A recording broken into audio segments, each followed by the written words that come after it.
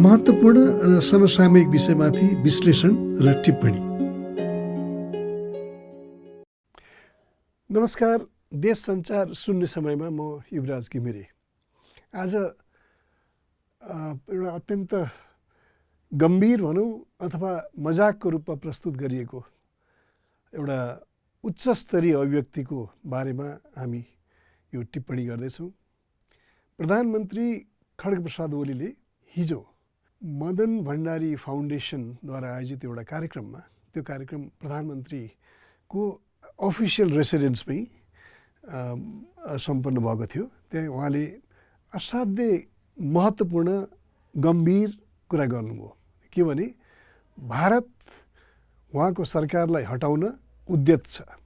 त्यहाँका सञ्चार माध्यमहरू र त्यहाँका सेमिनारहरूलाई हेऱ्यो भनेदेखि र यहाँ भारतीय दूतावास, काठमाडौँ स्थित भारतीय दूतावासका गतिविधिहरू हेर्दाखेरि त्यो पुष्टि हुन्छ। अथवा प्रधानमन्त्री केपी ओलीले आफू विरुद्ध भारत सरकारद्वारा अथवा एक छिमेकी मित्र राष्ट्रद्वारा भइरहेको राजनीतिक षड्यन्त्रको लाई सार्वजनिक गर्नुभयो अथवा त्यो दाबी गर्नुभयो। अनि तर त्यो चाहिँ उहाँले आत्मविश्वासको प्रदर्शनी पनि गर्नुभयो। के भनेदेखि म नेपाली जनताद्वारा निर्वाचित प्रधानमन्त्री हुँ। मैले मुलुकको न्याय नक्सा, त्यसमा लिपुलेक, लिम्पियाधुरा र कालापानी समेटेर नक्सा ल्याए बापत भारतले षड्यन्त्र गर्दैछ र मैले भारतीय भूमि नेपालमा ल्याउन खोजेको होइन, नेपालको भूमिको लागि लड्दाखेरि आफ्नो दाबी प्रस्तुत गर्दाखेरि यो षड्यन्त्र भएको हो र उनीहरू सफल हुँदैनन् भन्ने आत्मविश्वास पनि प्रदर्शन गर्नुभयो। तर एउटा प्रधानमन्त्रीले यी अभिव्यक्ति दिइरहँदाखेरि संसदबाट र सप्रमाण जनतालाई सचेत नगराउनु, तर एउटा राजनीतिक दलसँग जोडिएको, आफ्नै दलसँग जोडिएको एउटा एनजिओ अथवा संस्था, एउटा फाउन्डेसनको कार्यक्रममा यो कुरा भन्नु आफैमा असाध्यै गैर जिम्मेवारीपूर्ण कुरा हो। किनभनेदेखि यति महत्त्वपूर्ण षड्यन्त्रहरूको यदि उहाँलाई पर्दाफास गर्नु छ भनेदेखि, उहाँलाई सार्वजनिक रूपमा त्यसरी ल्याउनु छ भनेदेखि संसद, किनभने अहिले संसदको अधिवेशन जारी छ, त्यो संसद उपयुक्त थलो हो। र नेपालका वरिष्ठ राजनीतिज्ञहरूले आफू सङ्कटमा पर्दाखेरि विदेशीलाई दोष लगाउने र आफू असाध्यै राष्ट्रभक्त भएको, राष्ट्रिय स्वाभिमानको भावनाले ओतप्रोत भएका प्रमाणहरू दिने गरेका अरू पनि उदाहरण छन्। सन् 2009 मे 3 प्रधानमन्त्रीका रूपमा पुष्पकमल दाहाल प्रचण्डले राजीनामा गर्नुभयो। किनकि त्यो बेला कटवाल प्रकरण अथवा सेनाका प्रमुख, तत्कालीन प्रमुख रूपबहादुर कटवाललाई हटाउने निर्णयलाई राष्ट्रपति रामवरण यादव र अहिलेका प्रधानमन्त्री केपी ओलीले पनि विरोध गर्नुभएको थियो र अन्ततः त्यो निर्णय कार्यान्वयन हुन सकेन। त्यो निर्णयलाई एनल गरिदिए अथवा त्यसलाई निरस्त गर्नुभयो त्यो बेलाको राष्ट्रपतिले। त्यसमा सबभन्दा त्यसको विरोध गर्नेमा ओली अगाडि हुनुहुन्थ्यो। अब प्रश्न उठ्छ, त्यो बेलामा पनि पुष्पकमल दाहालले के भन्नुभयो भनेदेखि विदेशी प्रभु समक्ष आत्मसमर्पण गर्नुभन्दा यो पदबाट राजीनामा दिनु श्रेयस्कर हुन्छ भनेर उहाँले भन्नुभयो। उहाँले राजीनामा दिनुभयो। तर विदेशी प्रभु हामीले बुझ्न सक्यौँ, उहाँले विदेशी प्रभु भनेर लक्षित गरेको शक्ति भारत नै थियो त्यो बेला पनि। तर विदेशी प्रभुको त्यो दबाब समक्ष त्यसलाई काउन्टर गर्नुको सट्टा उहाँ भाग्नुभयो। उहाँले न संसदमा त्यसका प्रमाणहरू प्रस्तुत गर्नुभयो, न नेपाली जनतालाई पछि कुनै किसिमको जानकारी दिनुभयो। खालि आफू शहीद, राजनीतिक शहीद भन्ने अभिप्रायले उहाँले त्यो प्रस्तुति गर्नुभयो। त्यसबेला केपी ओली त्यही प्रकरण त दोहोऱ्याइराखेका छैनन्। अहिले नेकपाको स्थायी समितिको बैठक जारी छ। सरकारको समीक्षा हुनेवाला छ। सरकारको गतिविधिसँग, कारबाहीसँग पार्टी पङ्क्ति सन्तुष्ट छैन र त्यसको जवाफ ओलीसँग मागिनेछ। ओलीले राजीनामा गर्नुहोला नगर्नुहोला त्यो अर्को पक्ष हो। तर ओलीको नेतृत्व अपेक्षित रूपमा सक्षम नभएको, त्यसले देशभित्र अन्तर्राष्ट्रिय जगतभित्र नेपालले आफ्नो एउटा हैसियत स्थापित गर्न नसकेको कुराहरू आइरहेका छन्। विदेशी डिलका कुराहरू आइरहेका छन् एमसिसी लगायतका कुराहरूमा। त्यसैले त्यो परिस्थिति आउनुभन्दा अगाडि अथवा आलोचनाको आँधीलाई उहाँले फिल गरेर सेन्स गरेर के यो कुरा त भनिराख्नु भएको होइन। यदि साँचो हो भनेदेखि प्रधानमन्त्रीले जे बोल्नुभयो त्यसमा सत्यता छ, त्यसमा उहाँसँग प्रमाण छ भनेदेखि भियना कन्भेन्सन छ जहाँ कुनै पनि मुलुकको कूटनीतिज्ञलाई त्यो मुलुकको आन्तरिक राजनीतिमा प्रवेश गर्ने अधिकार हुँदैन। त्यो आफ्नो पदीय मर्यादा विपरीतको कुरा मानिन्छ। के उहाँले त्यो गर्न सक्नुहुन्छ?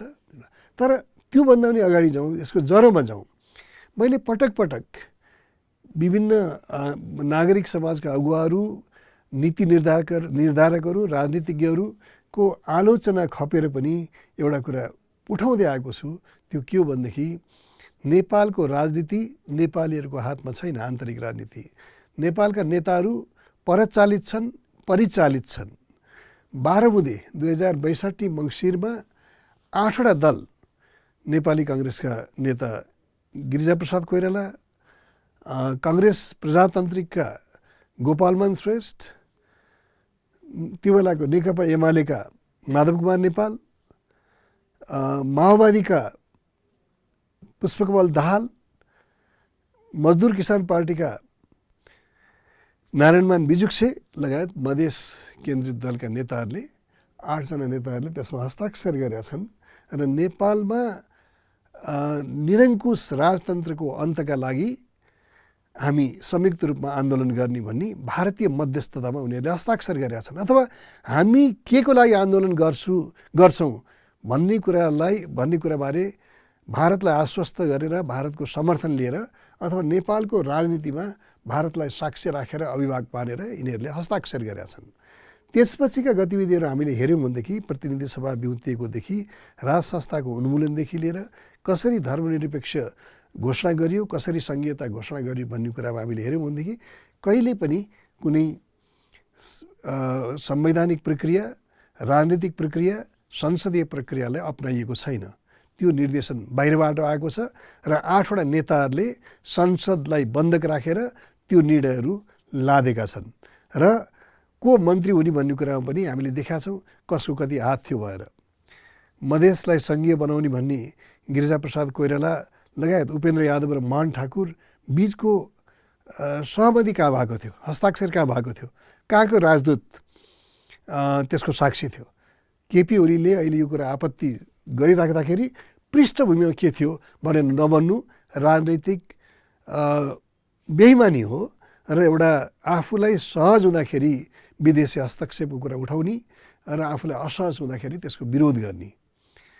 समग्रमा हामीले के बुझ्नुपर्छ र नेपाली जनताले के बुझ्नुपर्छ, युवाहरूले के बुझ्नुपर्छ, किनभनेदेखि यो राजनीतिलाई सच्याउने जिम्मेवारी युवाहरूको खास गरेर कि गणतन्त्र, धर्मनिरपेक्षता र सङ्घीयता तीनटै विदेशीहरूका उपहार हुन्। अर्कोले दिएको उपहार त्यसलाई फिर्ता लिनुलाई अशिष्टता मान्नेला, तर चाहेमा फिर्ता लिन सक्छन्। त्यसबाट यदि मुलुकका आन्तरिक राजनीतिमा नेपालीहरूले आफ्नो सार्वभौम हैसियतलाई प्रयोग गरेर निर्णय लिने हो भनेदेखि यो विषयमा हामीले सामूहिक रूपमा विवेकसम्मत निर्णय लिन सक्नुपर्छ र जे निर्णयले पनि त्यो नेपालीहरूले लिने हो। हामीले के गर्यौँ? भारतीय पक्षलाई भारतको मध्यस्थता स्वीकार गर्यौँ। भारतको मध्यस्थता स्वीकार गरेर कतिपयले भन्दा के प्रमाण छ? भारतकै राष्ट्रपति जो पहिला त्यहाँका विदेश मन्त्री थिए, पछि राष्ट्रपति पनि प्रणब मुखर्जीले भनेका छन् यसमा हामीले मध्यस्थता गरेका छौँ भनेर। त्यो मध्यस्थता कारबाहीका अगुवा श्याम शरणले आफ्नै किताबमा लेखेका छन्। र त्यति मात्र होइन, यो नेपालमा शान्ति प्रक्रियामा आउनु पूर्व माओवादीका 2 जना नेताहरूले भारतीय प्रधानमन्त्रीको कार्यालयमा हामी भारतको क्रिटिकल इन्ट्रेस्ट विपरीत जाँदैनौँ भनेर लेखेर दिएका छन्, कबुलनामा गरेका छन्। भारतको अथवा चीनको कुनै पनि मुलुकको क्रिटिकल इन्ट्रेस्टको बारेमा हामी जानुपर्छ जानु पर्दैन त्यो महत्त्वपूर्ण कुरा होइन। महत्त्वपूर्ण कुरा के हो भने हामी नेपालको हित र नेपालको जुन आन्तरिक स्वायत्तता हो, स्वतन्त्रता हो, सार्वभौम सत्ता हो, त्यो अरूलाई बुझाएर यहाँको राजनीतिमा परिवर्तन ल्याउन हुँदैन हामीले भन्ने कुरा बुझ्नुपर्छ।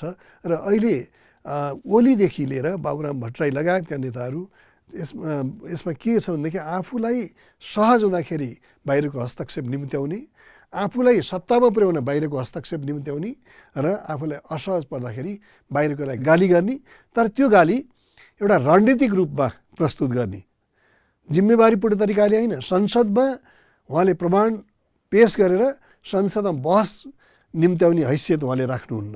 तर यी कुराहरू गर्दाखेरि के हुन्छ भनेदेखि नेपालको प्रधानमन्त्रीको हैसियत र किनभनेदेखि नेपालका जनताले जनताद्वारा निर्वाचित व्यक्तिले मुलुकलाई प्रतिनिधित्व गर्ने होला, नेपालको हैसियतलाई पनि उहाँले आफ्नो राजनीतिक प्रयोजनका लागि त्यसलाई अवमूल्यन गर्ने काम गर्नुभएको छ। मलाई लाग्छ संसदमा यसबारे बहस हुनैपर्छ।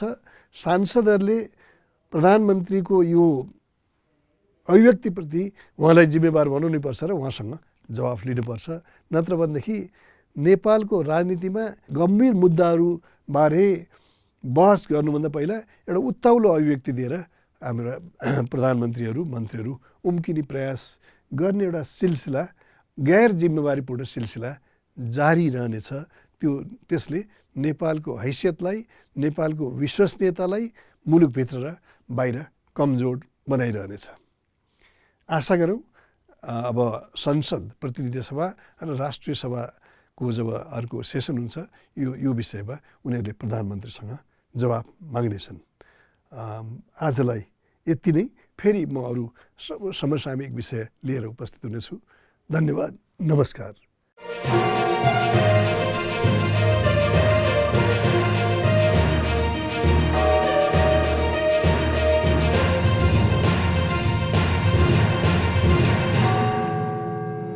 महत्त्वपूर्ण र समसामयिक विषयमाथि विश्लेषण र टिप्पणी।